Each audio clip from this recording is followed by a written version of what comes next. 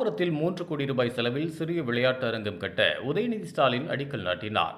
தாம்பரத்தில் சிறிய விளையாட்டு மைதானம் கட்டப்படுகின்றது. இதற்கு துணை முதல்வர் உதயநிதி ஸ்டாலின் காணொலி காட்சி மூலமாக அடிக்கல் நாட்டினார்.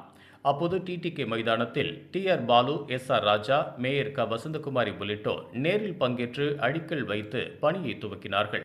இதனையொட்டி தாம்பரம் இரும்புலியூர் டிடிகே விளையாட்டு மைதானத்தில் ஏற்பாடு செய்த விழாவில் திமுக பொருளாளரும் ஸ்ரீபெரும்புத்தூர் நாடாளுமன்ற உறுப்பினர் TR பாலு அடிக்கல் நாட்டினார்.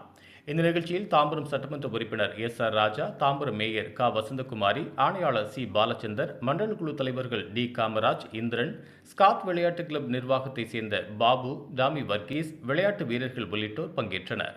சுமார் 6 ஏக்கர் நிலத்தில் விளையாட்டு அரங்கம் அமைய தாம்பரம் சட்டமன்ற உறுப்பினர் SR ராஜா சட்டமன்றத்தில் மானிய கோரிக்கையின் போது வைத்த கோரிக்கையை அடுத்து முதலமைச்சர் 3 கோடி ரூபாய் ஒதுக்கியது. அதனைத் தொடர்ந்து தற்போது மழைநீர் வடிகாலுடன் ஓட்டப்பந்தய ஓடுதளம், கால்பந்து மைதானம் மற்றும் பார்வையாளர்கள் இருப்பிடத்துடன் கூடிய சிறு விளையாட்டு அரங்கம் அமைவது தாம்பரம் தொகுதியில் விளையாட்டு வீரர்கள் நலச்சங்கத்தினர், குடியிருப்போரிடம் பெரும் வரவேற்பை பெற்றுள்ளது.